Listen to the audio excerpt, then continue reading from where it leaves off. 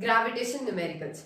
In this video, we are discussing about कि gravitation chapter में से किस किस तरह के questions हमारे एग्जाम में पूछे जा सकते हैं. So guys, get ready with your pen and paper, start solving and start learning with me that how can we solve gravitation numericals in the easiest way. This is Palchini Yadav and you are watching.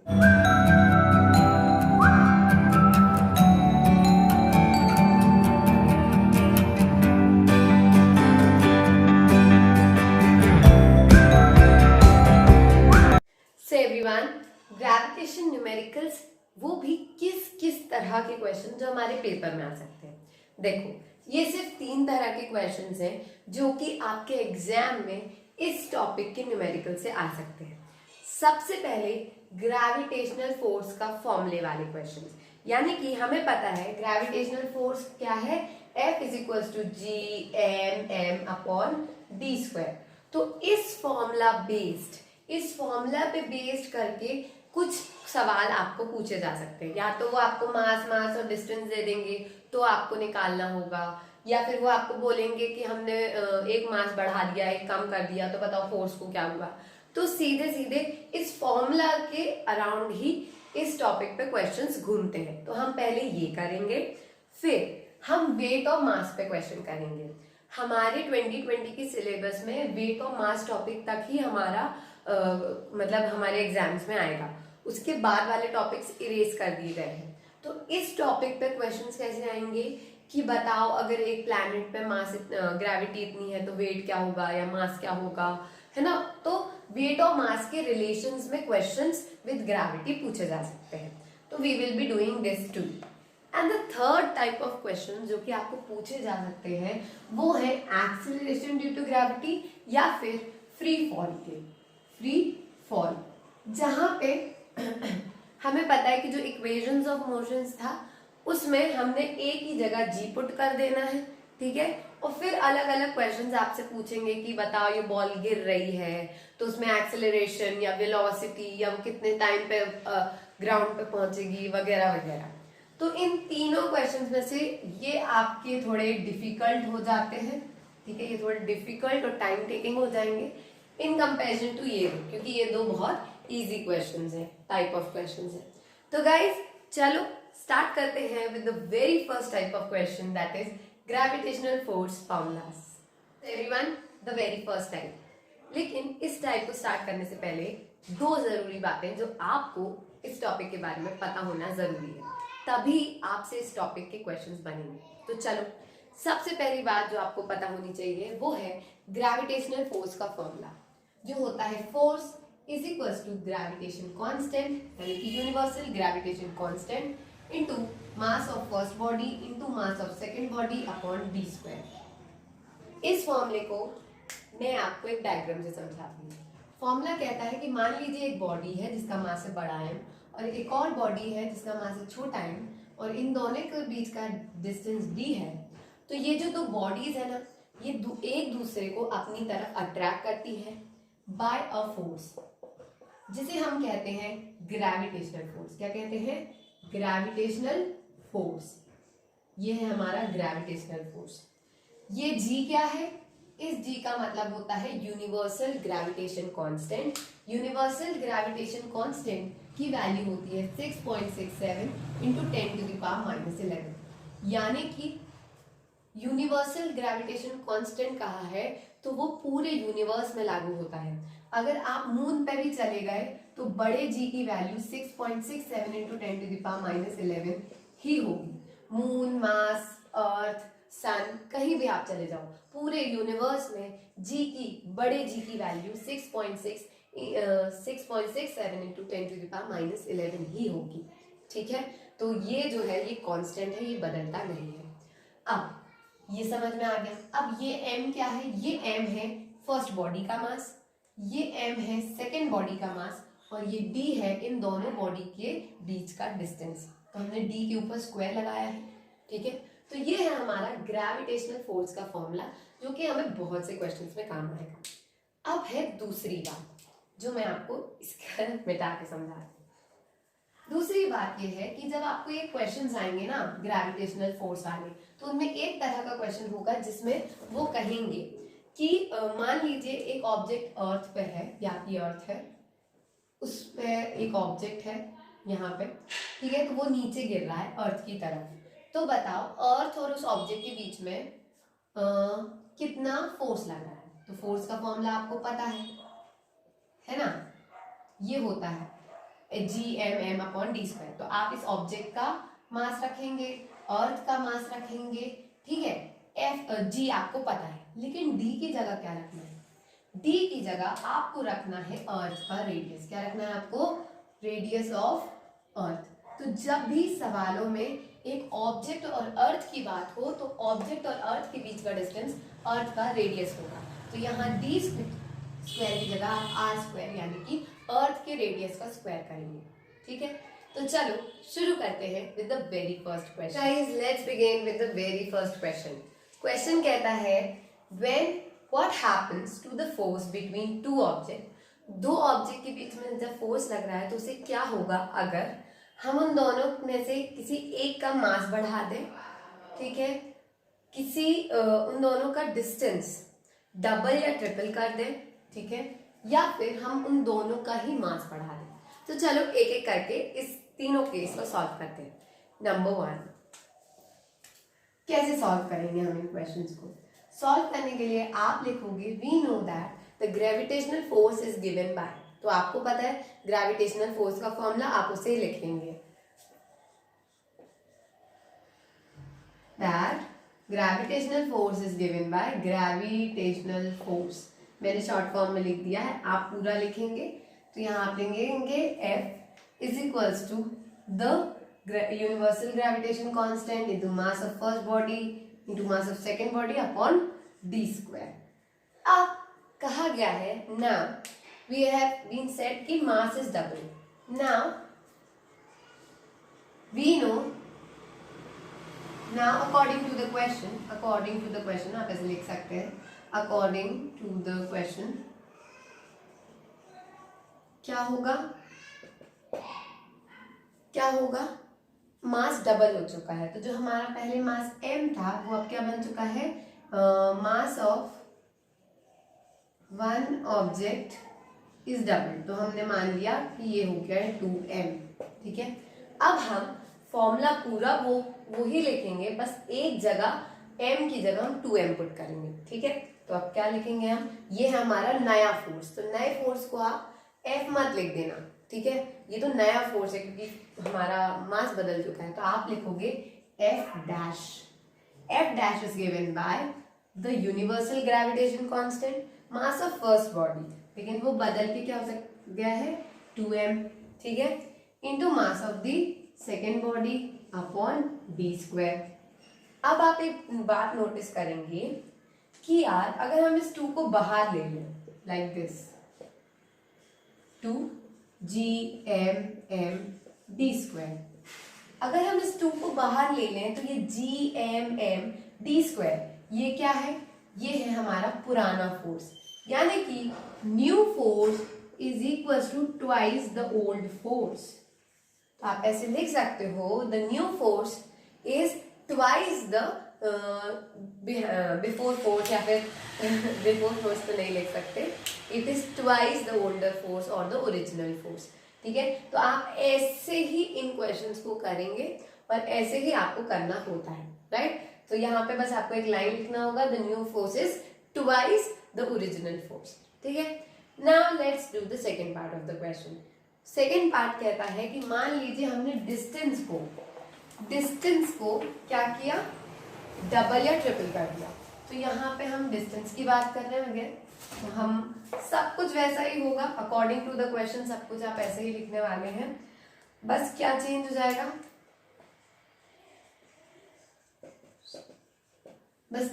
जाएगा, अब हम distance की बात कर रहे हैं। तो इसमें पहले लिखा हुआ है कि डबल कर रहे हैं, तो नाउ डिस्टेंस इज डबल। तो देखिए क्या होगा, फोर्स F डैश लिखेंगे आप, क्यों, क्योंकि आप एक नया फोर्स निकाल रहे हैं, ठीक है। यहाँ G तो वैसे का वैसा, दोनों मास वैसे के वैसे, लेकिन हमारा डिस्टेंस डबल हुआ है, यानी कि जो डिस्टेंस पहले d था, है ना, अब वो हो चुका है 2d। तो अब हम 2d को यहाँ रखेंगे और 2d को हम कर देंगे स्क्वायर, राइट। तो अब ये फॉर्मूला आएगा f dash is equals to, come on, GMM, okay you are, GMM upon 2d का होल स्क्वायर, तो 2 का भी स्क्वायर होगा और d का भी स्क्वायर होगा। 2 का स्क्वायर क्या होता है 4 और d का स्क्वायर होता है d स्क्वायर। अब आप देखिए GMM d square, GMM d square, यहां से लेके ये क्या है, ये हमारा ये ऊपर लिखा हुआ फोर्स है ना। GMM अपॉन d स्क्वायर को हम क्या लिखते हैं, F लिखते हैं। तो हम क्या लिख देंगे, if it is visible, let me do it down, ठीक है। तो अब हम क्या करेंगे, GMM d स्क्वायर की जगह हम F लिख देंगे। तो F dash is equals to 1/4, और इसकी जगह हम क्या लिख सकते हैं, इंटू F। तो क्या हुआ, नया force is 1/4 of original force, है ना। तो आप इसको ऐसे भी लिख सकते हो, F dash is equals to F upon 4। तो लास्ट में आपको एक लाइन लिखनी होगी जो कि होगी the new force is 1/4 times the original force, right. Now the triple, चलो अगर 2d की जगह हम इसको 3d कर देंगे तो क्या होगा, 3 का स्क्वायर हो जाएगा, ठीक है। 3 का स्क्वायर क्या होता है, 3 का स्क्वायर हो जाएगा 9, राइट। तो अब यहाँ 1/4 की जगह क्या होगा, 1/9। तो आप लिखेंगे the new force is 1/9 times the original force. समझ में आया ना। अब फिर से वो बोल रहे हैं both the masses are doubled, दोनों ही मासेस को अगर हम डबल कर दे तो ये वाला पार्ट तो आपका खुद से करने वाला है, आपको कुछ नहीं करना है, सेम लिखना है। दोनों मासेस को 2 बड़ा m और 2 छोटा m, है ना, यहाँ पुट कर देना। 2 × 2 बाहर 4 आ जाएगा, और फिर आपको पता है। तो now do this part on your own and do comment कि क्या आंसर आ रहा है। Okay guys, now let's move towards the second. तो गाइस, आगे बढ़ने से पहले 2 ज़रूरी बातें। सबसे पहले जो मैं आपको नोट्स प्रोवाइड करती हूँ इस चैनल पे, वो गूगल क्लासरूम ऐप पे करती हूँ। तो अगर आपको मेरा गूगल क्लासरूम करना है तो वो आप इस कोड से ज्वाइन कर सकते हो, वहाँ आपको सारे नोट्स मिल जाएंगे। And the second important thing is कि मैं अपने हर वीडियो के नीचे एक क्विज़ का लिंक देती हूँ, जो कि इस वीडियो से रिलेटेड ही क्विज़ होगा। तो अगर आप इस वीडियो को पूरा देख लेते हैं तो डिस्क्रिप्शन में जाके उस क्विज़ को अटेंड करना ना भूलें, ताकि आप अपने एग्जाम्स में बेटर स्कोर कर सकें। So guys, now let's continue. So guys, the second type of question जो कि ग्रेविटेशनल वाले फोर्स के फॉर्मूले से आपसे पूछा जा सकता है। मैंने आपको बताया था कि जब एक अर्थ होती है, ठीक है, एक अर्थ होती है, और अर्थ में जब कोई ऑब्जेक्ट और अर्थ के बीच के फोर्स की बात करते हैं हम, कि बताओ अर्थ और एक ऑब्जेक्ट के बीच में कितना फोर्स लग रहा है, ठीक है। तो हमने पढ़ा था कि हम तब फॉर्मूले में g mass of earth, mass of object upon earth के रेडियस को लेते हैं, ठीक है। तो वैसा ही है ये सवाल। सवाल आपसे कहता है कि बताओ ग्रेविटेशनल फोर्स कितना होगा अर्थ और एक 1 kg ऑब्जेक्ट के बीच में। अब पता, सवाल बहुत सिंपल है, सारी चीजें दी हुई हैं, अर्थ का मास दिया है, रेडियस ऑफ अर्थ, जी, सब कुछ दिया है। आप फॉर्मूला लगा के वैल्यू पुट कर दोगे। लेकिन कहाँ पे आपको सवाल नहीं बनेगा, सवाल आपको तब नहीं बनेगा जब ये कैलकुलेशंस आपको करने बोलेंगे। तो इनको हम आसान कैसे बनाएंगे वो भी सीखते हैं। चलो लेट्स स्टार्ट विथ कि पहले लिखते कैसे हैं अगर एग्जाम में ऐसा क्वेश्चन आता है। सबसे पहले तो न्यूमेरिकल के बेसिक्स। अगर आपको एग्जाम में न्यूमेरिकल आता है तो सबसे पहले आपको लिखना होता है गिवन। क्यों गिवन, फाइंड और ये सब लिखना जरूरी है? क्योंकि हर स्टेप के मार्क्स होते हैं, सिर्फ वैल्यू पुट करके आंसर निकालने का आपको ज्यादा मार्क्स नहीं मिलेगा। इसलिए सबसे पहले लिखिए कि गिवन क्या है। हमारे केस में गिवन है नंबर 1 द मास ऑफ अर्थ। तो ठीक है, मास ऑफ अर्थ।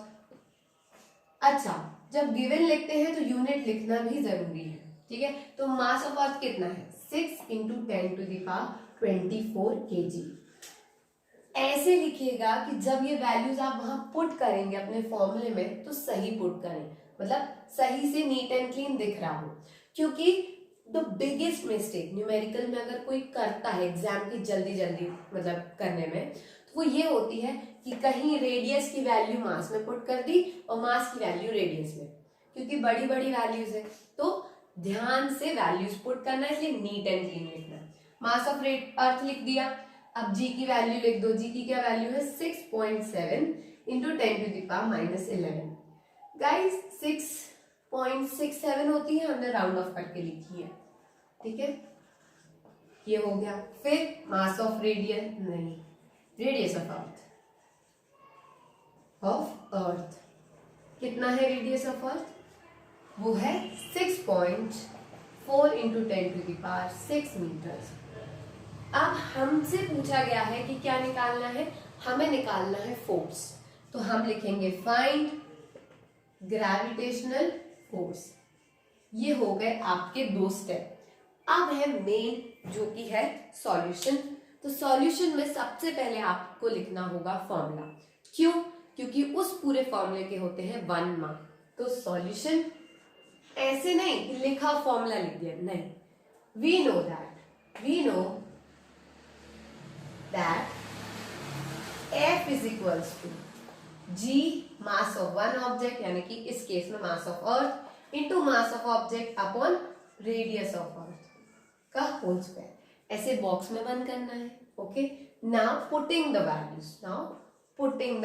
वैल्यूज, ठीक है, ये सब लिखना है। फिर अब सीरियसली समझना, पहले तो आपको सही वैल्यूज पुट करनी है, जल्दबाजी मत करना, क्यों फालतू में मार्क्स अपने लूज करना। देखो तो जी की क्या वैल्यू है, 6.7 इंटू 10⁻11। अब -10 -6 -5 ऊपर नीचे से या 2 या 24 गलत मत पुट करना, जो लिखा है वही -11 चेक करते जाना, सही वैल्यूज पुट करना है। फिर मास of earth 6 into 10⁻24, 6 into 10⁻24 visible है, ठीक है। अब तीसरा क्या है, मास ऑफ, एक और मास दिया था ना ऑब्जेक्ट का, जो कि हम गिवन में लिखना भूल गए। देखो मास ऑफ ऑब्जेक्ट कितना है, 1 kg। तो चलो इतना फर्क नहीं पड़ेगा, लेकिन लिखना जरूरी है। अपॉन क्या दिया है, रेडियस ऑफ अर्थ कितना है, 6.4 इंटू 10⁻6, ठीक है। अब इसका अपन को स्क्वायर करना था, तो अब आप उसको स्क्वायर लिखने की बजाय 2 बार लिख लो, कैलकुलेशन इजी हो जाएगा। तो आप लिखेंगे 6.4 इंटू 10⁻6। अब आप कोई भी वीडियो देखो, वो ये तो सब लिखते हैं, लेकिन इसे सॉल्व करना कोई नहीं सिखाएगा, सीधे लिख देंगे कि इसका आंसर 9 पॉइंट समथिंग आएगा। लेकिन हम समझते हैं कि इसके बाद करना क्या है। स्टेप नंबर 1, पूरी 10 की पावर्स को सबसे पहले सॉल्व करेंगे। अच्छा, थोड़े से बेसिक्स आपको पता होगा, जो आपने एक्सपोनेंट्स पढ़े हैं, a की पावर m इंटू a की power n is equals to a की पावर m प्लस n, यानी कि 10 की पावर अगर 2 है इंटू 10 की पावर 3 है, तो आप उसे कैसे लिखेंगे, 10 की पावर 2 प्लस 3, है ना। तो ये चीज आपको ध्यान में रखनी है। एक और चीज आपको ध्यान में रखनी है कि a की पावर m अपॉन a की पावर n, ठीक है, ये क्या होता है, ये होता है a की पावर m माइनस n। तो जब हमारा ऐसे 10 ऊपर है और 10 नीचे है, तो उन दोनों की पावर्स ऊपर आके माइनस हो जाएंगी, अगर दोनों मल्टीप्लाई में है तो प्लस हो जाएंगे। थोड़ा सा बेसिक्स सबको पता था, फिर भी मैंने बता दिया। अब हम सबसे पहले 10 की पावर्स को साइड में लिखेंगे और सॉल्व करेंगे, है ना। तो देखो सबसे पहले आप नंबर्स एक तरफ लिख लो, 6.7 इंटू 6, 1 का कोई यूज नहीं है, हटा दो, अपॉन 6.4 इंटू 6.4, ये आपके नंबर्स हैं। अब ऊपर 10 की पावर -11 इंटू 10 की पावर 24, तो हम क्या करेंगे, +24, 10 की पावर -11 प्लस 24 पावर में। हाँ, अब नीचे देखो 10 की पावर 6 प्लस 6, ऊपर 10 एक ही है लेकिन उसकी पावर में हमने 6 और 6 को ऐड किया है। ठीक है, अब जल्दी से देखो क्या हो जाएगा। -11 प्लस 24 आपको देगा कितना देगा, 13 देगा। ठीक है, और 6 प्लस 6 कितना देगा, 12 देगा। ठीक है, तो अब हम क्या करते हैं, हम कैंसिल आउट कर देते हैं। 13 में से 12 गए, 1 बचा, तो ऊपर एक 10 बचा। ठीक है, ये हमारे पास बचा। ठीक, अब हम क्या करते हैं, अगर आपको डेसिमल्स का नॉलेज है तो यहाँ पे भी एक पॉइंट रखा है और यहाँ पे भी एक पॉइंट रखा है, तो इसका पॉइंट और इसका पॉइंट हट जाएगा। ठीक है, तो अब क्या बात हो जाएगी, 67 इंटू 6 अपॉन 64 इंटू 6.4, ऊपर 10 भी है। ठीक है, अब या इस नंबर में से और इस नंबर में से डेसिमल जा चुका है, इस नंबर में डेसिमल बचा है तो उसको भी हटा देते हैं। इसका डेसिमल जब हटेगा ना तो ऊपर एक 0 आ जाएगा। ठीक है, इसका डेसिमल हटेगा तो ऊपर एक 0 आ जाएगा। अब देखो, अब सॉल्व करना ज्यादा इजी हो जाएगा। अब सिर्फ चीजों को काटना है। 67 और 64 को छोड़ो, 600 और 64 को काटते हैं। कैसे काटेंगे, काटते हैं 4 की टेबल से। 4 25 होता है 100, 4 1 जा 4, कितना बचा 24, कितने जा आता है 6 जा, ये हो गया 16। ठीक है, अब 2 की टेबल से काट लो, 2 3 जा 2 8 जा। ठीक है, अब 8 की टेबल से आप 25 को काट सकते हो, तो कैसे काटोगे, 8 1 जा, 8 कितने जा होता है 24, 3 जा 3, कितना बचा 1, तो लगा दो पॉइंट, वो हो गया 10 और 1। ठीक है, अब हम क्या देख रहे हैं, हम देख रहे हैं, मैं इसको रफ करके आपको कैलकुलेशन दिखा रही हूँ। अगर आपने अभी तक ये चीजें नोट नहीं की हैं तो नोट कर लीजिए या फोटो ले लीजिए। 1 2 3, नाउ मैं ये रफ कर रही हूँ और इसके आगे का कैलकुलेशन दिखा रही हूँ। ठीक है, हमारे पास अब क्या बचा है, साफ साफ 67 इंटू ये 3 बचा है, इंटू 3.1 बचा है, और नीचे क्या है, नीचे सिर्फ 64 बचा है। अब देखो, अब थोड़ा सा दिमाग देखो, 64 1 जा 64 है ना, 67 में से 64 बच गए तो कितने बचे, 3 बचे, तो 64 को 67 से काटो, ये 1 जा तो नीचे अब कुछ नहीं बचा, ऊपर क्या हुआ 1 जा पॉइंट, क्या हो गया, ये हो गया 1। ठीक है, 64 65 66 67, 3 बचे, डेसिमल लगा दिया 30 हो गया। लेकिन अब 67 की टेबल में 30 तो नहीं आता है ना, या 64 की टेबल में तो 30 से भी ज्यादा का नंबर चाहिए, इसलिए 0 लगाओ, है ना। 300 हो गया, तो 300 कहीं 4 5 6 3 ऐसे सब में आ जाएगा, तो हमने लिख दिया 4। ज्यादा हमारे आंसर पे डेसिमल्स के नंबर का फर्क नहीं पड़ता। अब हम इसको सिंपली, क्या हो गया 1.04 इंटू 3 इंटू 3.1। ठीक है, इसको आप इंटू करो, आपका आंसर आएगा 9 बड़ा सा कुछ, जिसको हम राउंड ऑफ करके 9.8 लिख सकते हैं। बुक में भी इसका आंसर 9.8 ही है, तो 9.8 फोर्स है ये, तो न्यूटन। ठीक है, तो ध्यान रखेंगे कि हमें पूरा प्रोसीजर आना चाहिए और आंसर हमें न्यूटन यानी कि विथ यूनिट लिखना है। ओके, आई होप आपको ये कैलकुलेशन समझ में आई हो, और अगर नहीं आई है तो इस वीडियो को थोड़ा सा स्लो कर लीजिए, मतलब नीचे ऑप्शन होता है ना वीडियो स्लो करने का स्पीड, और एक एक स्टेप को फिर से समझो, आ जाएगा समझ में। तो गाइज अब करते हैं इसी टॉपिक का तीसरा सवाल, जो कि ऐसा ही है लेकिन थोड़ा सा हटके है। चलो करते हैं। So guys this is the third question.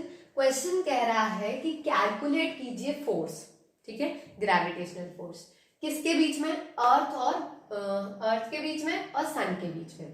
ठीक है, अब बात ये है कि आपको ऐसे आ सकता है, अर्थ मास या फिर अर्थ मून या फिर अर्थ सन, इनके बीच में भी आपको फोर्स कैलकुलेट करने आ सकता है। ठीक है, तो तब क्या करना है, तब इन दोनों प्लैनेट के बीच का डिस्टेंस जो आपको दिया होगा उसी ही फॉर्मूला में रखना है। ठीक है, तो अब क्या दिया है कि अर्थ और सन के बीच का आपको निकालना है force.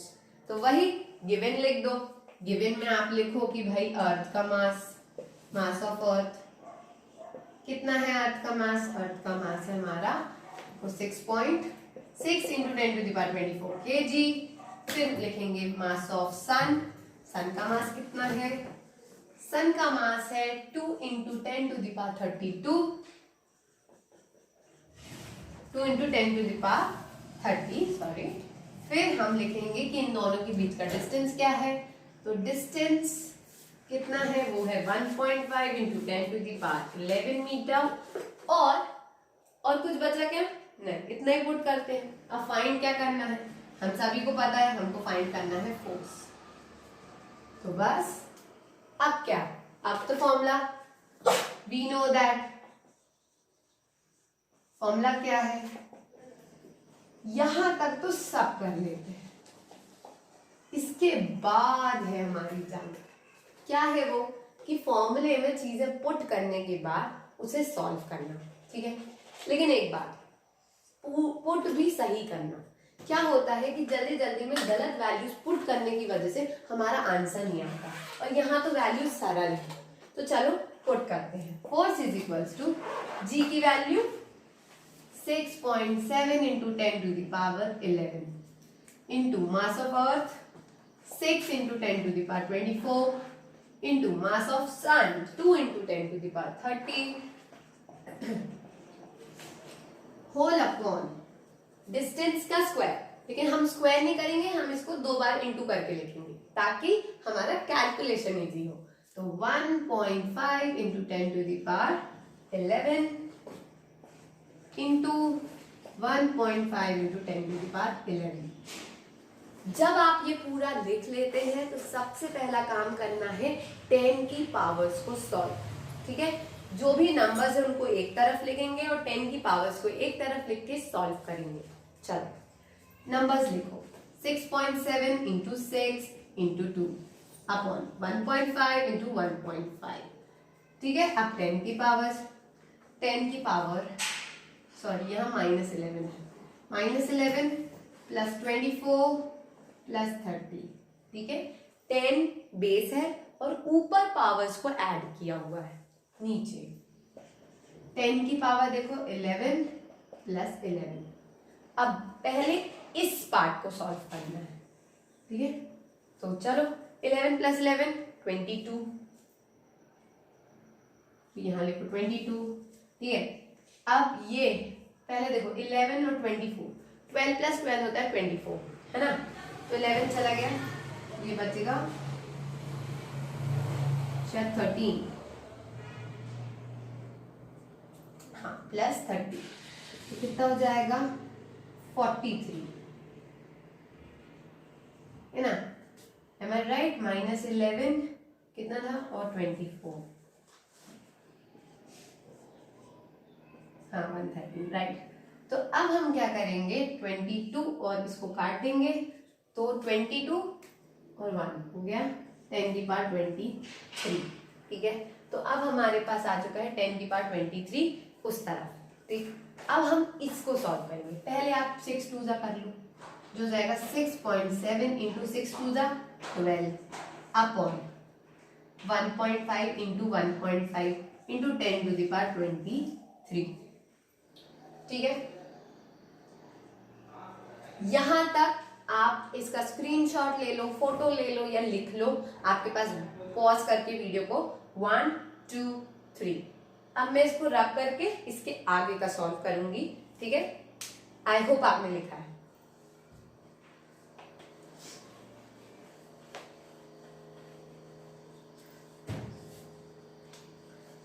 Six 0.7 into 12 upon 1.5 into 1.5 into 10⁻23, ये चीज यहां लिख दी है। अब हम सॉल्व करेंगे। अब कुछ लोगों को डाउट होता है कि ये डेसिमल और ये डेसिमल हटा क्यों दिया। देखो क्या होता है कि 6.7 का मतलब होता है 67/10, ठीक है, और 1.5 का मतलब है 15/10, ठीक। तो जब हम इनका पॉइंट हटा रहे हैं तो हम एक्चुअली में ये काम करते हैं। 67 लिखा है, उसका पॉइंट मैंने हटा दिया है तो नीचे मैंने 10 लिख दिया, ठीक है। ऊपर 12 लिखा है, ऊपर 23 लिखा है, यहाँ 15 लिखा मैंने, ठीक है। तो इसका मैंने पॉइंट हटा दिया, तो इसके नीचे जो 10 आएगा ना वो ऊपर जाके इंटू हो जाएगा, है ना। तो यहाँ ऊपर 10 आ जाएगा उसका, ठीक।